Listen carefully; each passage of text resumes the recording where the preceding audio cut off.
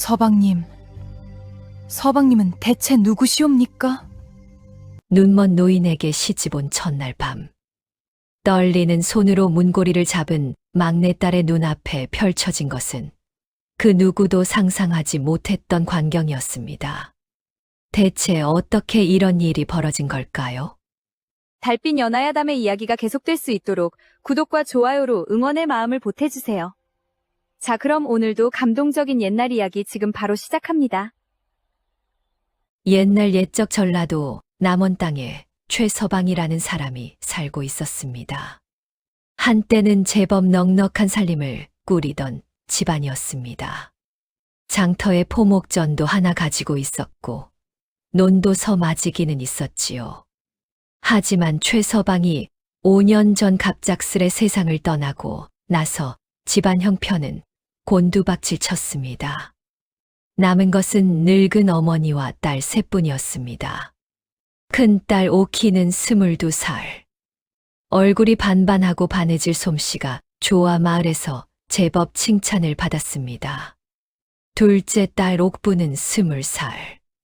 성격이 활달하고 입담이 좋았지요. 그리고 막내딸 옥녀는 18살이었습니다. 옥녀는 셋 중에 가장 조용한 아이였습니다. 말수가 적고 늘 뒤에서 언니들을 챙기는 아이였지요. 얼굴은 수수했습니다. 언니들처럼 빼어난 미모는 아니었지만 눈빛이 맑고 깊었습니다. 마을 사람들은 옥년을 보면 이렇게 말하곤 했습니다. 최서방네 막내는 곱지는 않아도 마음씨가 곱다더라. 그것이 옥년이 가진 전부였습니다. 곱고 깊은 마음씨 하나. 그 마음씨 하나로 옥년은 매일 아침 어머니보다 먼저 일어나 아궁이에 불을 지폈습니다. 언니들의 밥상을 먼저 차렸습니다. 저녁이 되면 어머니의 발을 씻겨드렸습니다. 아무도 시키지 않았는데도 그렇게 했습니다. 남원 땅의 봄은 유난히 고왔습니다. 광안루 앞 버드나무에 연초록 잎이 돋아나고 요천 강물 위로 물 한 개가 피어오르던 아침이었습니다. 옥녀는 그날도 어머니보다 먼저 일어나 불을 지피고 있었습니다. 그것이 이 이야기가 시작되던 날의 모습이었습니다. 그날 아침이었습니다. 옥년이 아궁이 앞에서 불을 지피고 있는데 뒤에서 발소리가 들렸습니다. 어머니였습니다. 최 씨 부인은 머리가 반백이 된 여인이었습니다. 한때는 고운 얼굴이었겠지만 5년간의 고생이 얼굴에 고스란히 새겨져 있었습니다. 부인은 옥년 옆에 조용히 앉았습니다. 옥년아. 예, 어머니. 너는 늘 이렇게 먼저 일어나는구나. 옥년은 그저 빙긋 웃었습니다. 어머니는 잠시 말없이 불길을 바라보다가 입을 열었습니다. 옥년아, 어미가 오늘 내게 한 가지 말을 해야겠다. 무슨 말씀이시옵니까, 어머니? 부인은 천천히 말을 이었습니다.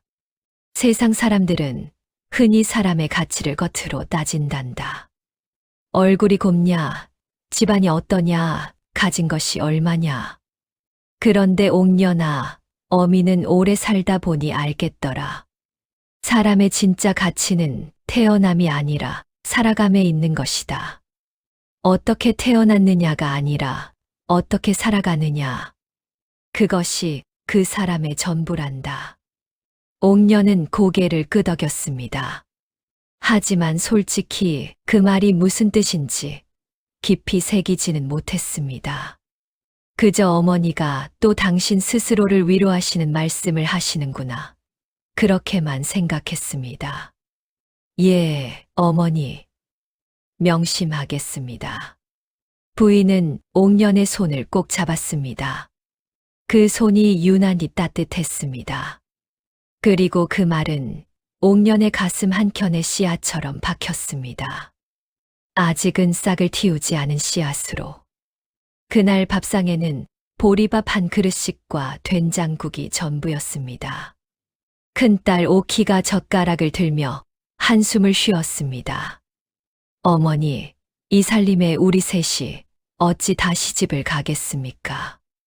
혼수 한 가지 마련할 돈도 없으니. 부인은 아무 말도 하지 않았습니다. 다만 수저를 놓고 창밖을 바라보았습니다. 그 눈빛에 무언가 무거운 것이 담겨 있었습니다. 옥녀는 그 눈빛을 보며 가슴이 조금 무거워졌습니다. 무언가 일이 벌어지려 하는 느낌이었습니다. 최 씨 부인의 집은 남원 읍내에서 서쪽으로 한 마장쯤 떨어진 곳에 있었습니다. 초가지붕에 방 2칸짜리 작은 집이었습니다. 마당 한쪽에는 장독대가 있었고 우물은 이웃집과 함께 썼습니다. 형편이 어려워진 것은 최 서방이 죽고 나서부터였습니다. 빚이 조금 있었는데 갚지 못하는 사이에 이자가 불어 어느새 감당하기 어려운 금액이 되어 있었습니다. 채권자는 한양에서 내려온 전당포 주인 임씨였습니다. 임씨는 매달 한 번씩 사람을 보내 독촉했습니다. 최 씨 부인, 이번 달도 못 갚으시겠소. 이자가 또 불었소이다. 부인은 그때마다 고개를 숙이고 한 달만 더 기다려달라고 빌었습니다. 그렇게 5년이 흘렀습니다. 동네에서 최 씨 집안 사정을 모르는 사람은 없었습니다. 그러니 혼처가 들어올 리 없었습니다. 얼굴 고운 큰딸 오키도 활달한 둘째 옥분도 아직 시집을 못 가고 있었습니다. 빚더미 집안의 딸이라는 꼬리표가 발목을 잡았습니다. 그런 집안에서 막내 옥년이 혼처를 구한다는 것은 더욱 어려운 일이었습니다. 얼굴도 언니들만 못하고 집안도 가난하고 마을 중매쟁이 박씨 할멈은 노골적으로 말했습니다. 옥년 아가씨는 좀 어렵겠구만요. 아무리 마음씨가 곱다 해도 남자들은 눈이 먼저 가는 법이라서요. 호호호. 옥년은 그 말을 웃으며 들었습니다. 섭섭하지 않은 것은 아니었지만 그게 현실이라는 것을 알았습니다. 다만 마음 한구석이 서늘해지는 느낌은 어쩔 수 없었습니다. 그 무렵 마을에는 한 가지 소문이 돌고 있었습니다. 박 판관 댁 얘기 들었어. 박 판관이 드디어 며느리를 구한다는데. 박 판관이면 저 건너 기와집 사는 그 양반 아니야? 아들이 병이 깊어서 장가를 못 간다던. 아니, 박 판관 말고 그 집안 어른인 박 참봉 영감 말이야. 첫 번째 부인이 작년에 돌아가셨잖아. 이번에 새로 후처를 드린다는 거지. 박 참봉이면 나이가 70이 넘지 않았어. 그것도 눈까지 멀었다던데. 그 영감한테 시집 오겠다는 여자가 있겠어. 마을 사람들은 수군거렸습니다. 박 참봉은 이고을에서 제법 이름 있는 양반이었습니다. 한때는 참봉벼슬까지 했고 논밭도 제법 있었습니다. 그런데 나이 70에 눈이 멀어 앞을 보지 못하게 된 후로 바깥 출입을 끊고 집 안에만 있었습니다. 작년에 부인마저 세상을 떠나자 외아들 박도련님이 홀로 아버지를 모셨습니다. 그 박참봉의 외아들 박도련님. 나이는 25. 마을 사람들은 도련님을 이렇게 말했습니다. 박도련님은 학식도 있고 얼굴도 반반하지. 근데 아버지 병수발하느라 장가를 못 가고 있잖아. 불쌍하지. 그러게 효성이 지극하다는데 자기 앞가림은 못하고 있으니. 박도련님 이야기가 나올 때마다 마을 사람들은 혀를 찼습니다. 그 도련님 이야기는 옥년의 귀에도 들어왔습니다. 하지만 옥년은 남의 집 이야기로만 듣고 흘려보냈습니다. 그런데 어느 날이었습니다. 임씨가 보낸 사람이 또 최 씨 집을 찾아왔습니다. 이번에는 혼자가 아니었습니다. 덩치 큰 사내 2명을 데리고 왔습니다. 최 씨 부인, 우리 주인 어른께서 더 이상은 기다릴 수 없다 하셨소. 원금의 이자까지 합치면 이제 300냥이 넘었소이다. 이번 달 안으로 갚지 못하면 집과 전답을 모두 가져가겠소. 부인의 얼굴이 하얗게 질렸습니다. 300냥. 그 돈을 어디서 구한단 말입니까? 큰딸 오키가 떨리는 목소리로 물었습니다. 300냥이라니. 저희가 무슨 수로? 임 씨의 사내가 차갑게 웃었습니다. 방법이 없는 것은 아니오. 우리 주인 어른께서 한 가지 방법을 제시하셨소. 무슨 방법이오? 박찬봉 영감이 후처를 드리려 하는데 혼수 없이 오는 대신 지참금으로 300냥을 주겠다고 하셨소. 최 씨 집안 딸 중 하나가 박찬봉 영감에게 시집을 가면 그 300냥으로 빚을 갚는 거요. 방 안이 얼어붙었습니다. 아무도 말을 하지 못했습니다. 눈먼 이른 노인에게 시집을 가라니. 그것도 빚을 갚기 위해서. 사내는 냉정하게 덧붙였습니다. 열을 드리겠소. 열흘 안에 결정하시오. 그 사내가 나가고 나서 한참 동안 방 안에는 침묵만이 흘렀습니다. 열흘이 지나갔습니다. 그 열흘 동안 최 씨 부인은 잠을 거의 자지 못했습니다. 어떻게든 돈을 구해보려 했습니다. 친척을 찾아다녔습니다. 아는 사람에게 손을 벌렸습니다. 하지만 300냥은 너무 큰 돈이었습니다. 아무도 선뜻 내주지 않았습니다. 마침내 열흘째 되던 저녁이었습니다. 부인이 세 딸을 방에 불러 앉혔습니다. 등잔불이 흔들렸습니다. 부인의 손이 무릎 위에서 떨리고 있었습니다. 얘들아, 어미가 드디어 결정을 해야 할 때가 왔구나. 아무도 말하지 않았습니다. 박찬봉 영감 댁에 너희 중 하나가 가야 할 것 같다. 큰딸 오키가 고개를 확 들었습니다. 어머니, 설마 진심이십니까? 눈먼 이른 노인에게 시집을 가라니요. 오키야, 저는 못합니다. 어머니도 너무하십니다. 오키는 고개를 획 돌리고 눈물을 훔쳤습니다. 둘째 옥분도 눈물이 그렁그렁한 채로 말했습니다. 어머니, 저도 무섭습니다. 그 영감이 눈이 멀어 앞도 못 본다지만 나이가 70이 넘었잖습니까? 저는 옥분도 말을 잇지 못하고 입술을 깨물었습니다. 방 안이 다시 조용해졌습니다. 등잔불만 작은 소리를 내며 타올랐습니다. 그때였습니다. 옥년이 천천히 입을 열었습니다. 제가 가겠습니다. 모두가 옥년을 바라보았습니다. 막내야. 어머니, 제가 가겠습니다. 언니들은 혼처도 더 있을 것이고 저는 괜찮습니다. 옥년의 목소리는 떨리지 않았습니다.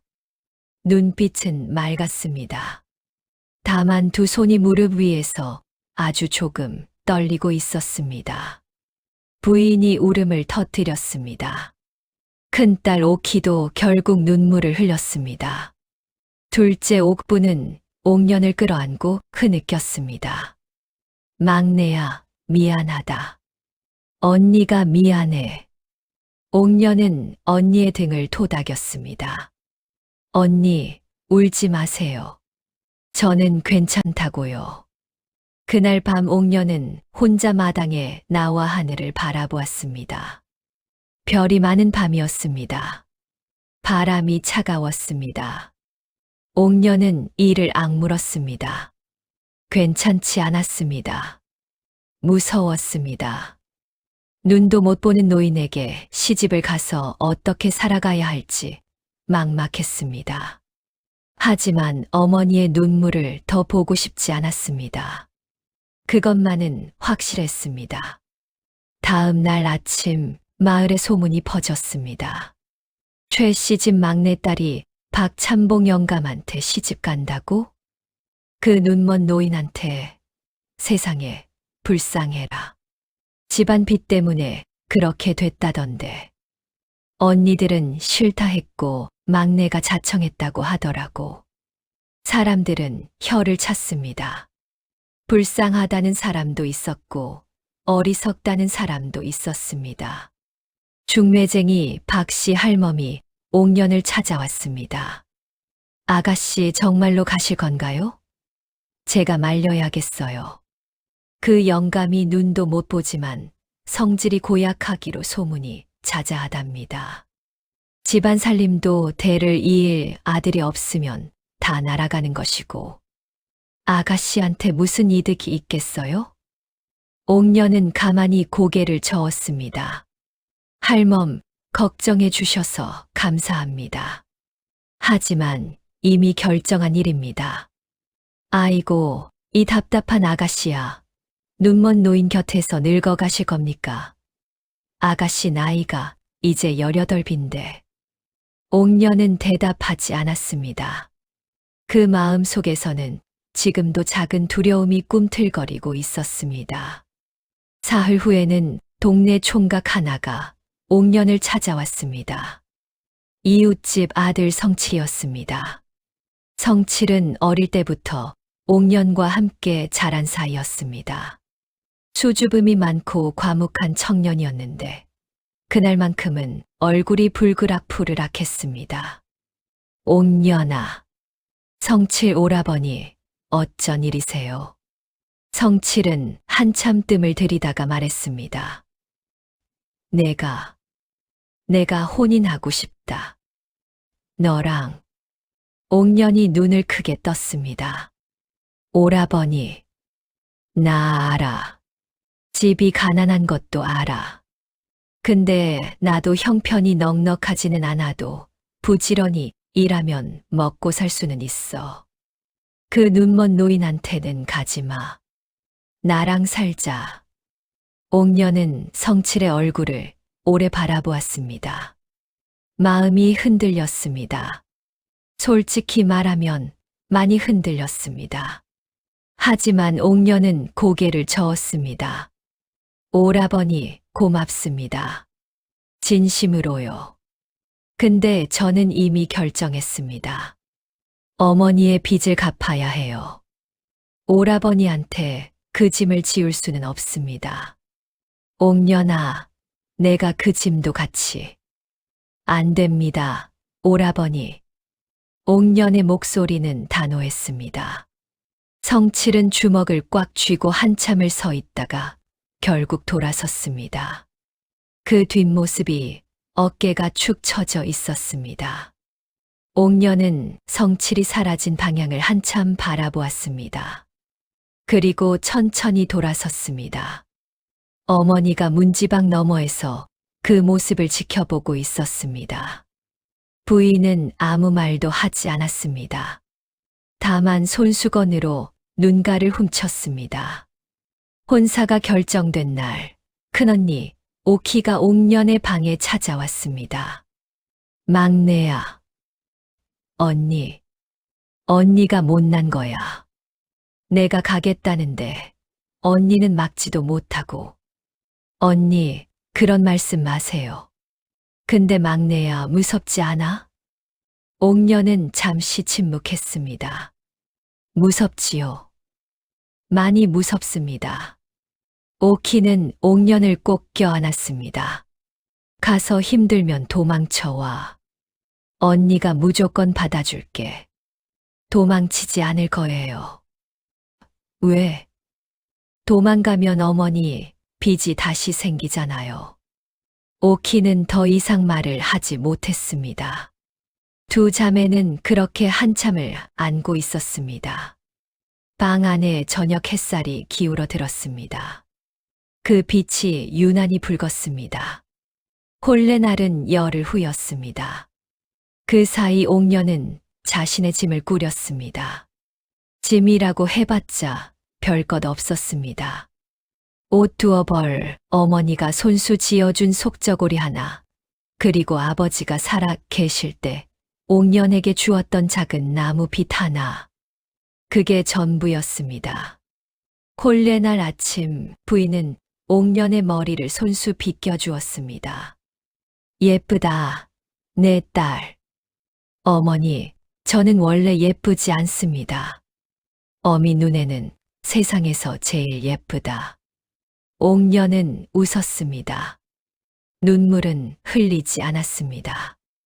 혼례는 소박했습니다. 사람들을 부를 여유가 없었습니다. 옥년이 가마에 오를 때 마을 사람들이 삼삼오오 구경을 나왔습니다.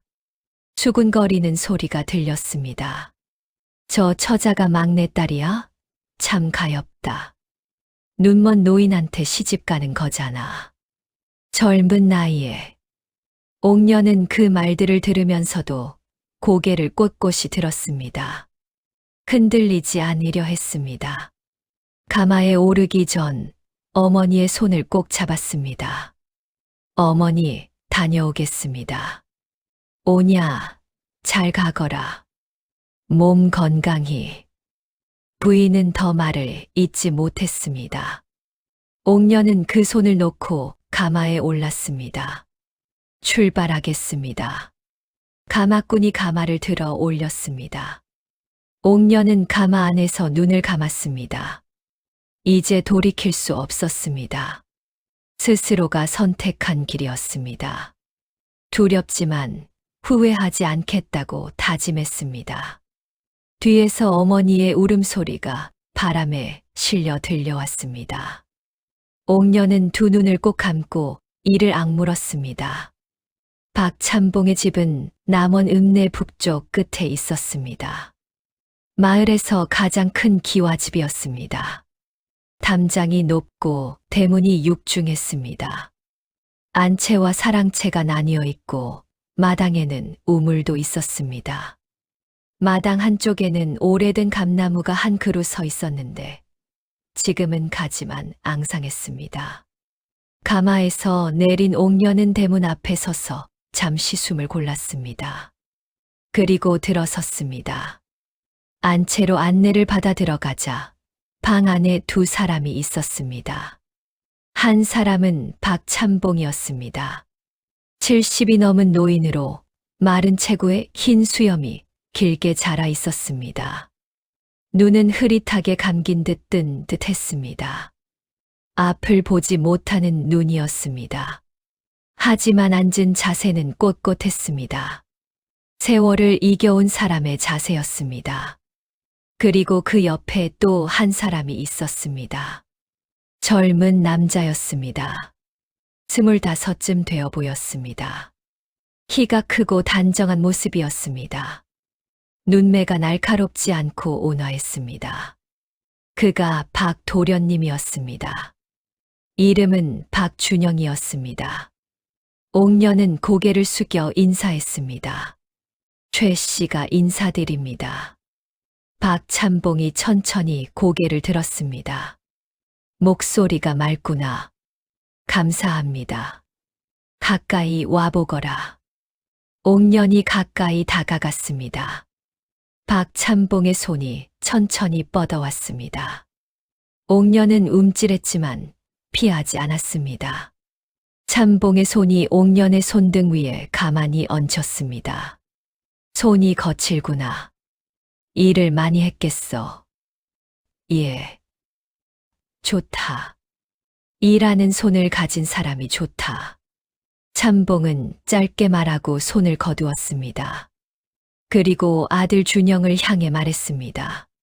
준영아, 잘 모셔라. 예, 아버지. 준영이 옥년을 향해 가볍게 고개를 숙였습니다. 그 눈빛이 따뜻했습니다. 미안함 같은 것이 담겨 있었습니다. 불편하신 것이 있으면 말씀해 주십시오. 옥년은 그 눈빛을 보고 잠시 눈을 피했습니다. 그날 저녁 부엌에서 밥을 짓고 있는 옥년에게 누군가 다가왔습니다. 이 집의 오래된 하인 여인, 복례였습니다. 나이가 50은 넘어 보였습니다. 주름이 깊고 눈이 작았지만 표정이 따뜻했습니다. 아가씨, 힘드시지요? 괜찮습니다. 아니요, 힘드실 거예요. 처음엔 다 힘드니까요.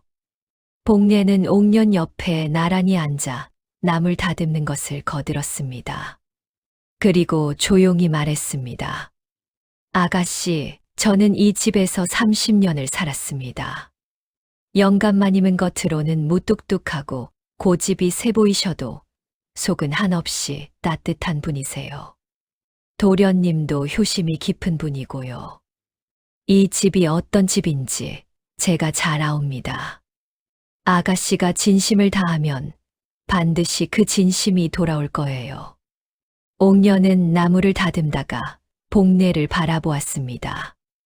복례 씨는 왜 이렇게 잘 해주시는 거예요? 복례가 빙긋 웃었습니다. 저도 젊었을 때 무서운 집에 처음 들어왔거든요. 그때 제 손을 잡아준 사람이 있었어요. 그 사람이 없었으면 저는 도망쳤을 거예요. 그래서 저도 그렇게 하고 싶었습니다. 옥년은 고개를 끄덕였습니다. 가슴이 조금 따뜻해졌습니다. 박찬봉의 집에서 옥년의 삶이 시작되었습니다. 처음에는 모든 것이 낯설었습니다. 이 집의 법도, 이 집의 살림, 이 집의 사람들. 하나하나 익혀가는 것이 쉽지 않았습니다. 하지만 옥년은 불평하지 않았습니다. 매일 아침 일찍 일어나 밥을 지었습니다. 참봉에 약을 다렸습니다. 마당을 쓸었습니다. 복례와 함께 장에 나가 살림을 챙겼습니다. 가장 힘든 것은 박참봉의 수발이었습니다. 참봉은 앞을 보지 못하니 모든 것을 도움받아야 했습니다. 밥상을 차릴 때는 반드시 그릇의 위치를 말해 주어야 했습니다. 목욕을 시켜드릴 때는 물 온도를 미리 확인했습니다. 약을 드릴 때는 다림의 시간을 정확히 지켜야 했습니다. 참봉은 까다로웠습니다. 밥이 조금이라도 설면 설었다고 했고, 약이 조금 식으면 식었다고 했습니다. 처음에는 옥년도 긴장했습니다. 잘못할 때마다 심장이 쪼그라드는 기분이었습니다. 그런데 한 달쯤 지났을 때였습니다. 참봉이 밥상을 물리고 나서 불쑥 말했습니다. 밥 솜씨가 좋구나. 옥년이 놀랐습니다. 감사합니다, 아버님. 처음부터 일이 잘했느냐? 아닙니다. 어머니가 가르쳐 주신 것을 열심히 따랐습니다. 참봉은 잠시 침묵하더니 말했습니다. 열심히 하는 사람이 결국 잘하는 법이야. 그것이 칭찬이라는 것을 옥년은 알았습니다. 참봉의 칭찬은 짧고 무뚝뚝했지만 진심이 담겨 있었습니다. 그 무렵부터 참봉이 조금씩 말문을 열었습니다. 저녁에 밥상을 치우고 나면 참봉 옆에 앉아 이야기를 나누는 시간이 생겼습니다. 처음에는 날씨 이야기였습니다. 그 다음에는 옥년의 어린 시절 이야기였습니다. 그 다음에는 참봉 자신의 지난 이야기였습니다. 나는 젊었을 때 참봉 벼슬을 했었다. 그 시절에는 세상이 내 것인 줄 알았지. 허허. 지금은 이 꼴이 되었지만 아버님 지금도 훌륭하십니다. 훌륭하기는 눈도 못 보고 여기 이렇게 앉아만 있는데. 옥년은 잠시 생각하다가 말했습니다. 아버님, 저는 어릴 때 아버지께서 말씀하셨습니다. 나무는 뿌리가 깊어야 오래 산다고. 아버님께서 지금 이렇게 자리를 지키고 계시는 것이 이 집의 뿌리가 되는 것 아니겠습니까? 참봉이 잠시 아무 말이 없었습니다. 그러다가 낮게 웃었습니다. 허허, 말을 참 잘하는구나. 그 말을 듣고 준영이 부엌 쪽에서 물을 가져오다가 멈추었습니다. 아버지의 웃음소리를 들은 것이 얼마만인지 몰랐습니다. 준영은 조용히 방문 옆에 서서 그 대화를 들었습니다. 그리고 마음속으로 생각했습니다. 이 사람은 보통 사람이 아니구나. 준영과 옥년이 처음으로 제대로 이야기를 나눈 것은 그로부터 보름쯤 후의 일이었습니다. 그날은 참봉이 낮잠을 주무시고 있었고 옥년은 마당 한쪽에서 나무를 다듬고 있었습니다. 준영이 사랑채에서 나오다가 옥년을 보고 멈추었습니다. 많으시네요.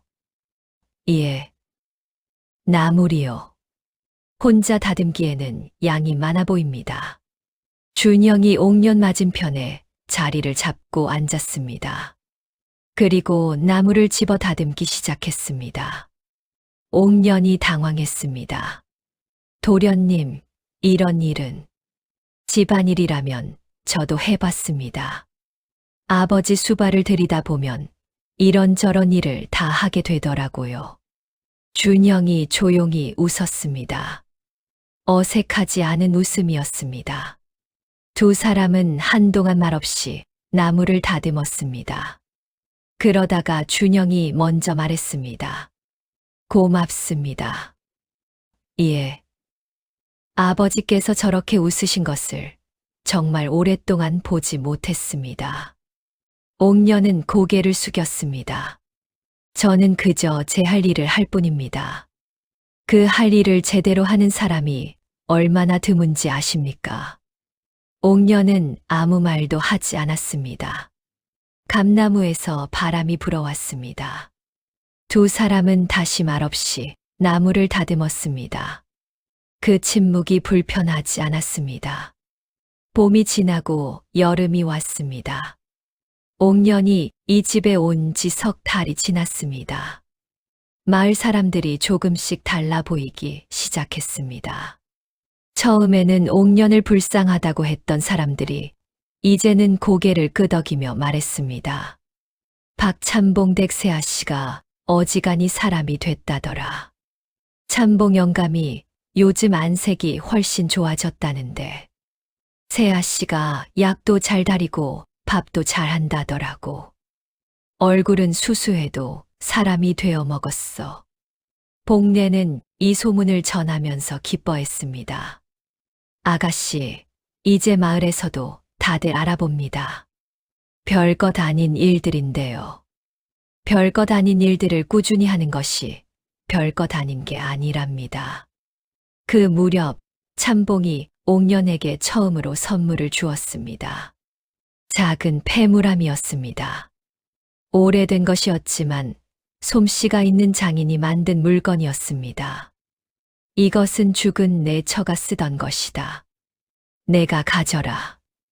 아버님, 이런 귀한 것을 가져라고 했다. 옥년은 두 손으로 그 폐무람을 받았습니다. 눈시울이 붉어졌습니다. 그날 밤 옥년은 그 폐무람을 열어보았습니다. 안에는 아무것도 없었습니다. 빈 함이었습니다. 하지만 옥년은 그 빈 함이 가장 귀한 선물처럼 느껴졌습니다. 참봉이 자신을 이 집의 사람으로 받아들인다는 뜻이었습니다. 여름이 깊어가던 어느 날 저녁이었습니다.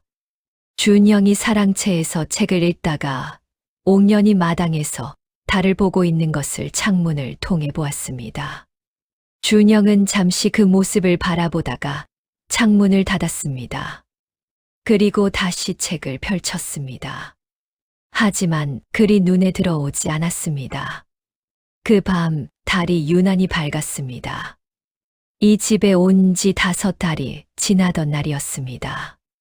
참봉이 아침 밥상을 받고 난 뒤 옥년을 불렀습니다. 앉아라.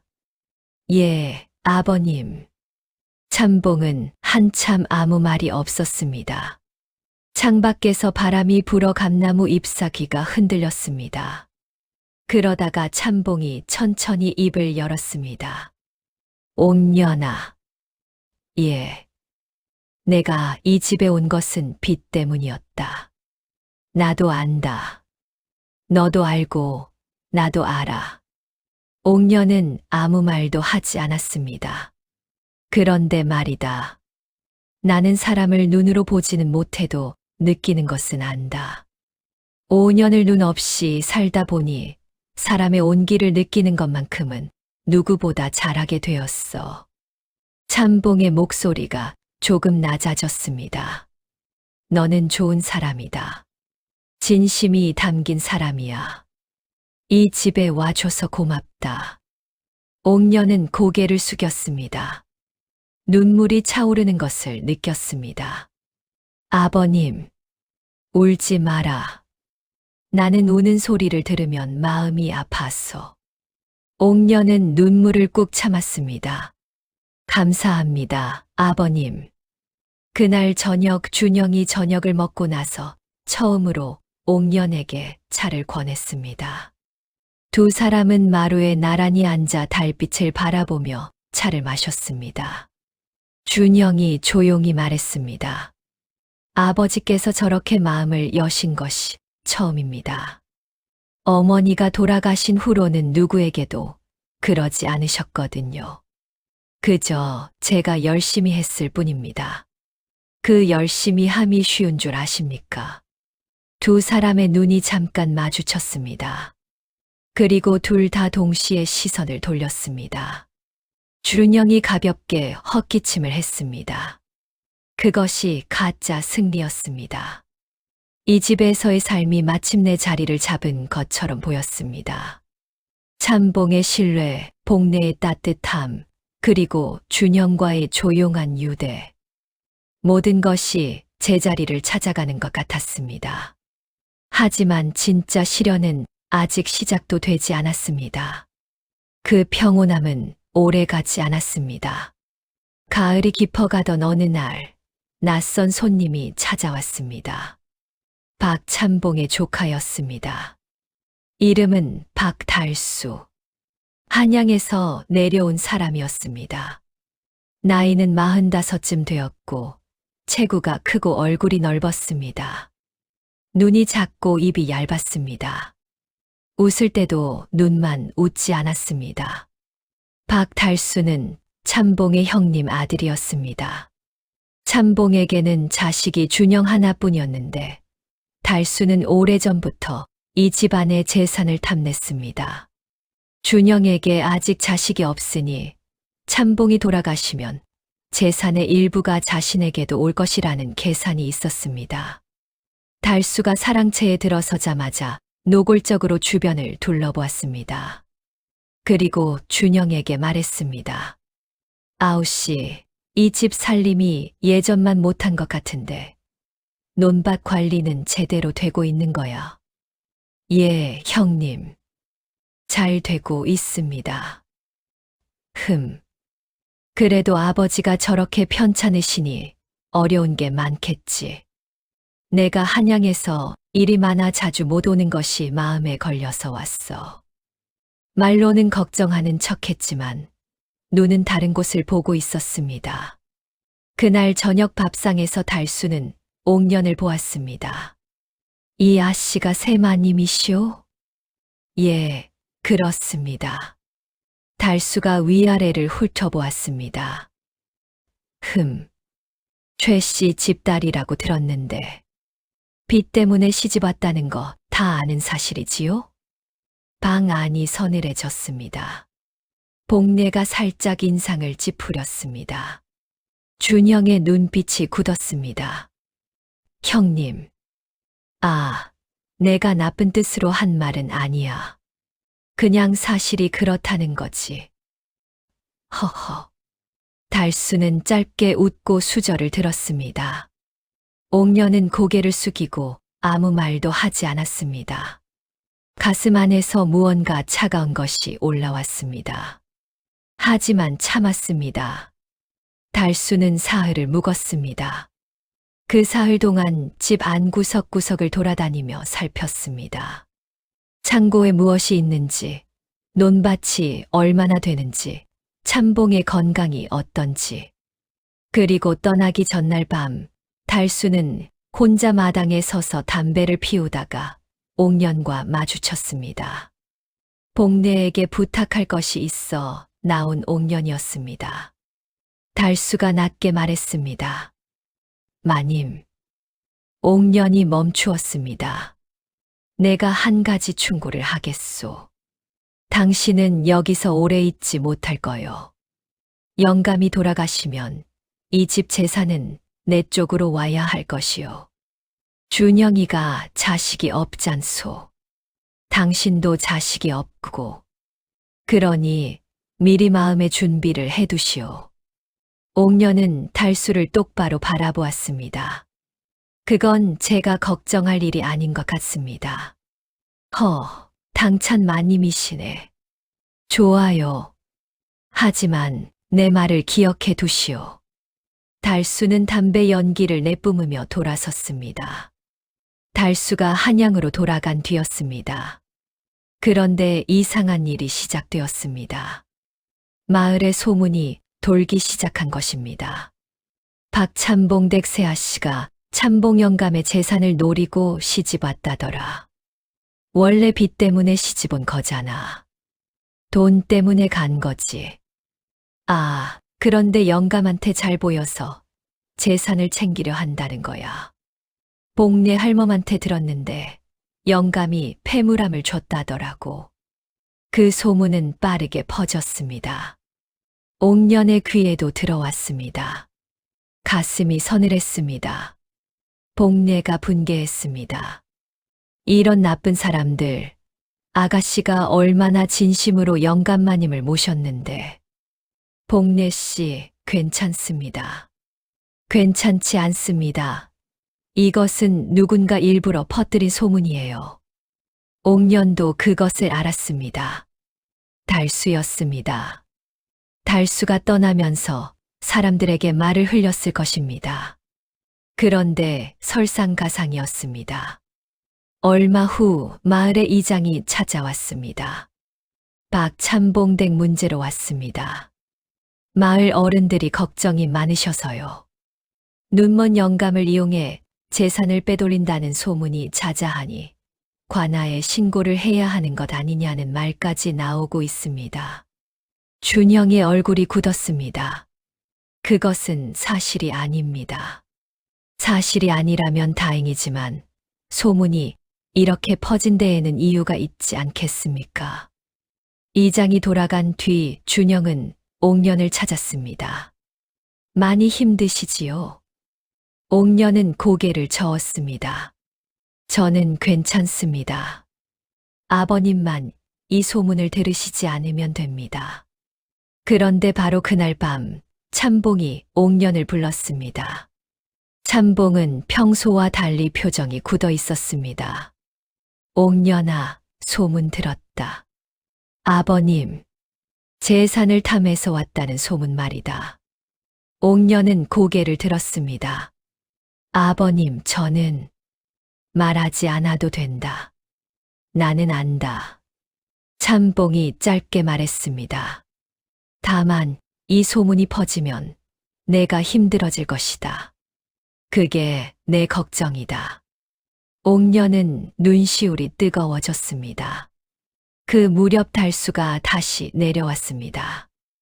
이번에는 혼자가 아니었습니다.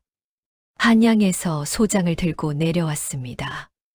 관아에 제출할 소장이었습니다. 내용인즉 박참봉은 판단력을 잃은 노인이며 새로 들어온 후처가 영감을 이용해 재산을 착복하고 있으니 관아에서 조사해달라는 것이었습니다. 그 소식이 집안에 전해졌습니다. 복내가 떨리는 목소리로 말했습니다. 아가씨, 이를 어쩝니까? 준영은 입술을 굳게 다물었습니다. 제가 관아에 가서 소명하겠습니다. 달수가 비웃었습니다. 소명? 증거가 있어야 소명이 되지. 영감이 폐물함을 줬다는 것은 복내도 아는 사실 아닌가. 증인이 있어. 복내가 소리쳤습니다. 그것은 영감마님께서 직접 주신 것입니다. 제가 옆에서 봤어요. 봤다고? 영감이 눈도 못 보는데 아씨가 달라고 졸은 것을 봐주는 척한 거 아니야? 방 안이 얼어붙었습니다. 달수의 눈빛이 날카롭게 빛났습니다. 그것이 진짜 목적이었습니다. 재산을 노리는 것이었습니다. 참봉이 돌아가시기 전에 옥년을 먼저 이 집에서 내쫓으려는 계획이었습니다. 그날 밤 하늘에서는 장대비가 쏟아졌습니다. 빗소리가 지붕을 두드렸습니다. 옥년은 방 안에 홀로 앉아 빗소리를 들었습니다. 마음이 무너지는 것 같았습니다. 지금까지 한 모든 것이 의심받고 있었습니다. 진심이 진심으로 받아들여지지 않았습니다. 달수의 말이 귓가에 맴돌았습니다. 오래 있지 못할 거요. 관아에서 사람이 왔습니다. 사흘 후 원님의 명으로 관리 하나가 박참봉의 집을 찾아왔습니다. 소장을 접수했으니 조사를 해야 한다는 것이었습니다. 관리가 참봉에게 물었습니다. 영감마님, 폐물함을 새 마님께 직접 건네신 것이 맞습니까? 그렇다. 내가 주었다. 영감마님께서는 현재 판단이 어려우신 것 아닙니까? 눈도 못 보시고. 참봉의 얼굴이 굳었습니다. 내가 눈이 없다고 정신도 없다는 것이냐? 그런 뜻이 아니오라. 당장 나가거라. 관리가 물러났습니다. 하지만 소장은 이미 접수된 상태였습니다. 열흘 후 원님 앞에서 직접 소명을 해야 한다는 통보가 왔습니다. 그날 밤이었습니다. 달수가 옥년을 따로 불렀습니다. 마님, 이제 알겠소. 이 싸움은 당신이 이길 수 없소. 원님 앞에서 영감이 아무리 내가 줬다고 해도 의심받는 며느리는 어차피 이 집에서 쫓겨나는 거요. 마을 사람들도 다 수군거리고 있잖소. 스스로 나가는 것이 낫지 않겠소? 나가면 내가 따로 챙겨드리리다. 빚도 어머니가 갚으셨다고 들었으니 이제 이 집에 있을 이유도 없지 않소. 옥년은 그 말을 듣고 잠시 눈을 감았습니다. 이유가 없다. 맞는 말이었습니다. 처음에 이 집에 온 이유는 빚 때문이었습니다. 빚은 갚아졌습니다. 어머니는 자유로워졌습니다. 이제 자신은 무엇을 위해 이 집에 있는 것인지. 옥년은 방으로 돌아왔습니다. 참봉이 주신 폐물함을 들었습니다. 준영과 나란히 앉아 달을 보던 마루. 복례와 함께 나무를 다듬던 부엌. 참봉이 처음으로 웃음을 보이던 저녁. 그것들이 전부 사라질 것 같았습니다. 그리고 가장 무서운 것은 자신이 나가면 이 집이 결국 달수의 손에 들어간다는 것이었습니다. 참봉은 혼자 남겨지고 준영은 아버지를 지키지 못하게 될 것입니다. 그날 밤 옥년은 폐물함을 가슴에 꼭 안고 오래오래 울었습니다. 처음으로 참았던 눈물이 쏟아졌습니다. 모든 것을 잃은 것 같은 느낌이었습니다. 아무것도 할 수 없다는 절망이 파도처럼 밀려왔습니다. 새벽이었습니다. 옥년은 눈을 떴습니다. 밤새 울다 지쳐 잠든 것 같았습니다. 방 안이 아직 어두웠습니다. 새벽빛이 창호지 너머로 아주 조금 스며들었습니다. 옥년은 폐물함을 내려다보았습니다. 그리고 천천히 생각했습니다. 나는 왜 이 집에 왔는가? 빚 때문이었습니다. 그것은 맞습니다. 하지만 5달을 살면서 나는 무엇을 했는가? 나는 열심히 살았습니다. 아버님을 진심으로 모셨습니다. 복례와 함께 이 집을 가꿨습니다. 그것은 돈을 위해서가 아니었습니다. 어머니의 말이 떠올랐습니다. 사람의 진짜 가치는 태어남이 아니라 살아감에 있는 것이다. 옥녀는 눈을 감았습니다. 그 말이 이제야 가슴 깊이 들어왔습니다. 어떻게 태어났느냐가 아니라 어떻게 살아가느냐. 자신은 지금 어떻게 살고 있는가? 도망치면 어떻게 살아가는 것인가? 아버님은 자신을 믿고 있었습니다. 복례는 자신의 진심을 알고 있었습니다. 준영도 알고 있었습니다. 그 믿음을 스스로 저버리면 그것이 정말로 자신의 가치를 잃는 것이었습니다. 옥녀는 천천히 일어났습니다. 달수가 원하는 것이 무엇인지 알았습니다. 재산이었습니다. 그리고 달수의 유일한 무기는 소문이었습니다. 소문의 증거가 없다면, 진실의 증거가 있다면, 창밖을 보았습니다. 똥이 트고 있었습니다. 옥녀는 폐물함을 열었습니다. 안은 비어 있었습니다. 하지만 그 바닥에 아주 작은 것이 있었습니다. 처음에는 보이지 않았던 것.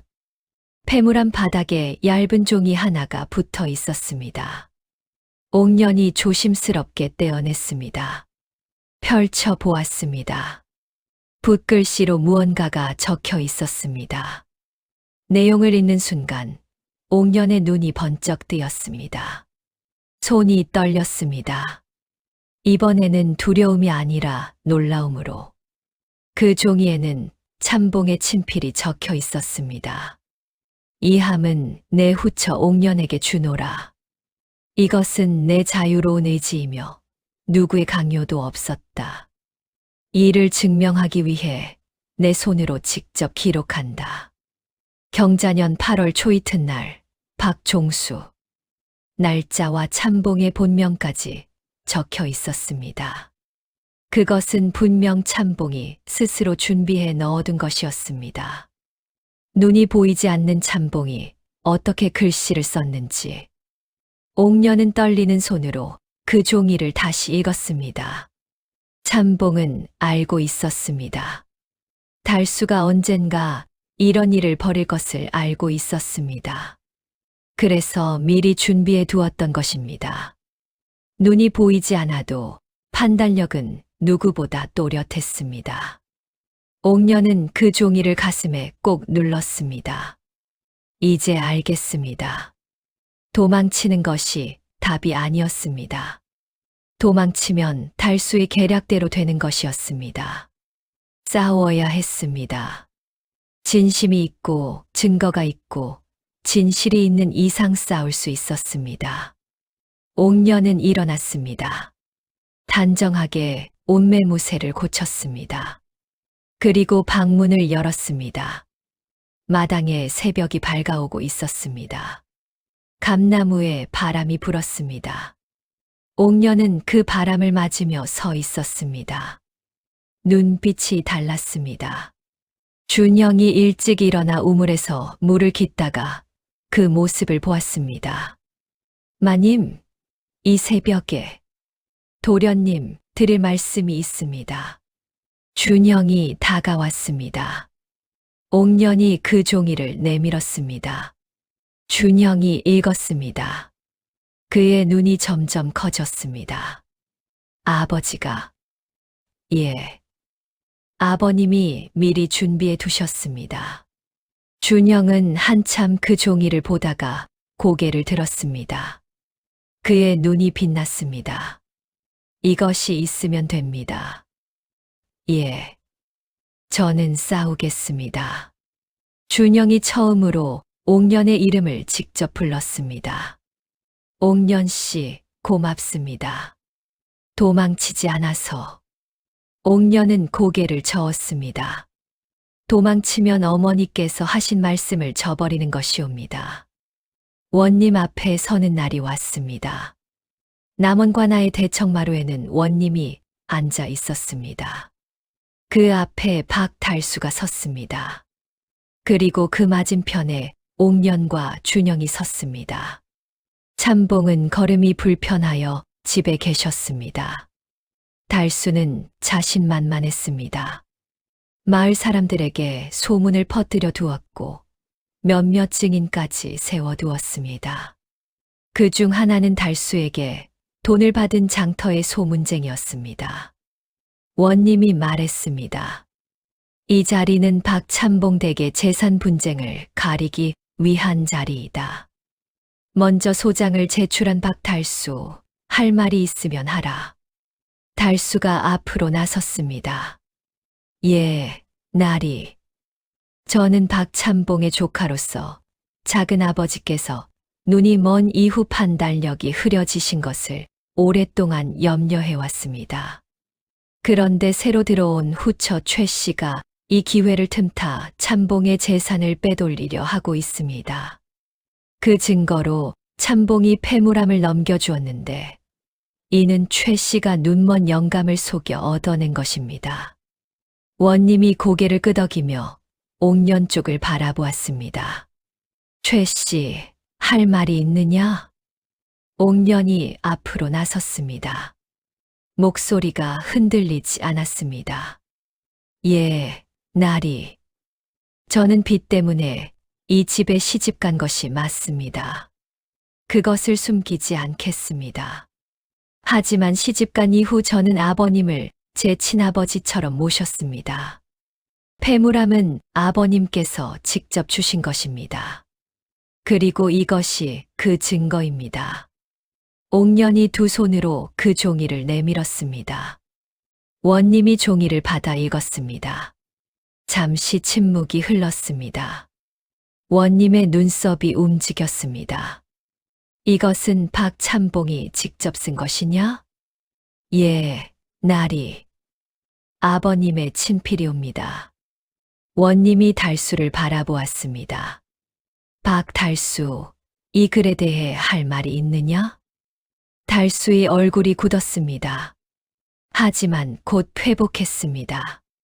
나리, 그 글은 영감이 최 씨의 강요에 의해 쓴 것입니다. 눈도 못 보는 영감이 어떻게 제 손으로 썼겠습니까? 대신 써준 것이 분명합니다. 그때였습니다. 바깥에서 발소리가 들렸습니다. 모두가 고개를 돌렸습니다. 박찬봉이었습니다. 복내의 부축을 받아 관아 안으로 들어서고 있었습니다. 걸음이 느리고 불안했지만 허리는 꼿꼿했습니다. 관아 안이 술렁였습니다. 원님이 일어섰습니다. 영감, 이 자리에 오시다니.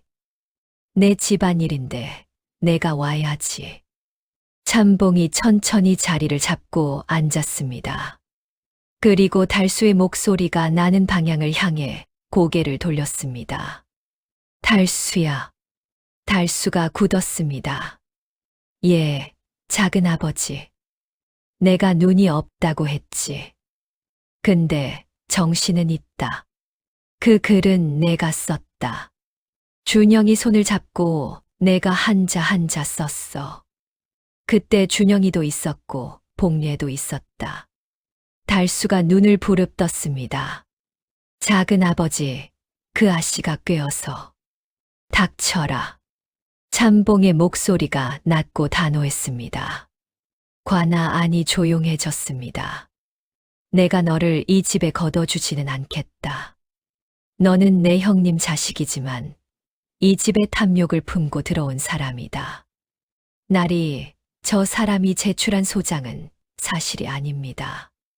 제가 직접 증언합니다. 원님이 달수를 바라보았습니다. 달수의 얼굴이 새파랗게 질렸습니다. 나리, 이것은 박달수. 소장의 내용이 허위로 드러났다. 그뿐만 아니라 허위 소문을 의도적으로 퍼뜨려 이 가문의 명예를 훼손한 혐의도 있다. 이에 대해 소명하라. 달수의 측근 하나가 슬그머니 뒤로 빠지려 했습니다. 관리가 그를 붙잡았습니다. 달수에게 돈을 받고 소문을 퍼뜨렸다는 사실이 드러났습니다. 달수가 무릎을 꿇었습니다. 나리, 제가 잘못했습니다. 재산이 탐나서 그만. 닥쳐라. 원님이 차갑게 말했습니다. 허위 소장 제출, 증인 매수, 의도적 명예훼손. 박달수에게 곤장 30대와 이 고을에서의 추방을 명한다. 관아 마당에 곤장 소리가 울렸습니다. 달수가 비명을 질렀습니다. 악, 살려주시오. 잘못했소. 마을 사람들이 담 너머에서 보고 있었습니다. 누군가 낮게 말했습니다. 잘됐다. 그 사람 처음부터 이상하더라니. 박참봉댁 새아씨가 진심이었던 거잖아. 내가 그럴 줄 알았다니까. 곤장을 맞은 달수는 만신창이가 된 채로 남원 땅에서 쫓겨났습니다. 달수를 돕겠다고 따라붙었던 측근들도 뿔뿔이 흩어졌습니다. 달수가 그토록 탐내던 재산은 한 푼도 손에 쥐지 못했습니다. 탐욕이 그를 거리로 내몬 것이었습니다.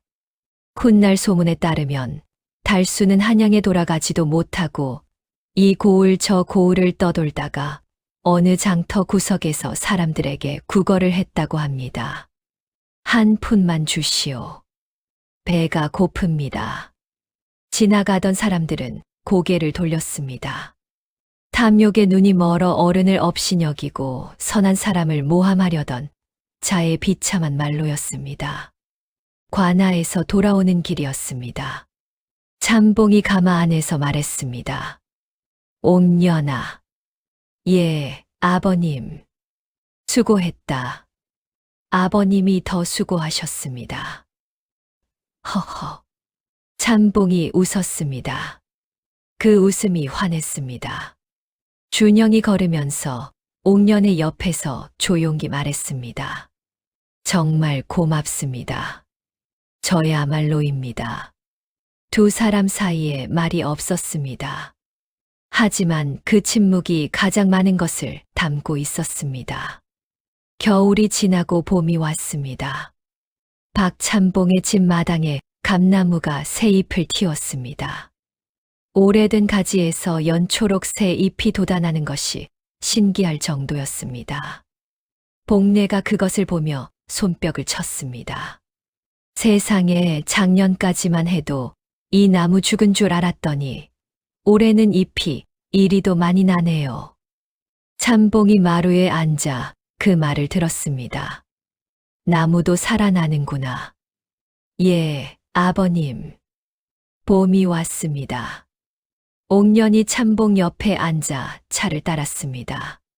참봉의 손이 따뜻한 찻잔을 감쌌습니다. 옥년아. 예. 이 집에 와줘서 고맙다. 아버님, 저야말로 감사합니다. 허허. 서로 고맙다 하면 끝이 없겠구나. 마당 쪽에서 준영이 들어왔습니다. 손에 작은 꽃 한 다발을 들고 있었습니다. 봄에 핀 들꽃이었습니다. 준영이 옥년에게 내밀었습니다. 오늘이 이 집에 오신 지 1년이 되는 날입니다. 옥년이 꽃다발을 받았습니다. 참봉이 웃었습니다. 허허, 준영이 그런 것도 기억하는구나. 아버지, 이런 날은 기억해야지요. 복례가 부엌에서 나와 그 광경을 보고 눈물을 훔쳤습니다. 아이고, 아이고. 이 집이 이렇게 따뜻해지다니. 그날 밥상에는 예전보다 조금 더 가짓수가 늘었습니다. 복례가 솜씨를 발휘한 것이었습니다. 네 사람이 둘러앉아 밥을 먹었습니다. 참봉이, 준영이, 복례가, 그리고 옥년이. 이 집에 처음 들어서던 날, 옥년의 눈에 가장 먼저 들어온 것은 앙상한 가지의 감나무였습니다. 죽은 것 같은 나무. 그런데 지금 그 나무에는 새 잎이 가득 돋아나 있었습니다. 사람도 마찬가지였습니다. 어떻게 태어났느냐가 아니라 어떻게 살아가느냐. 그것이 이 봄에 감나무 새 잎처럼 옥년의 가슴에서 움터 올라왔습니다. 탐욕을 심으면 배신을 거두고 진심을 심으면 신뢰를 거두는 법입니다. 옥녀는 빚 때문에 시집을 갔습니다. 하지만 그 자리에서 도망치지 않고 진심을 다했습니다. 태어남이 아니라 살아감으로 자신의 가치를 증명한 것이지요. 눈먼 노인은 눈이 없어도 가장 많은 것을 보고 있었습니다. 그리고 진심을 다한 한 사람이 한 집안을 봄처럼 따뜻하게 만들었습니다. 오늘 이야기 어떠셨나요? 다음 영상을 빠르게 만나보시려면 좋아요와 구독을 눌러주세요. 그럼 모두 행복한 하루 보내세요. 감사합니다.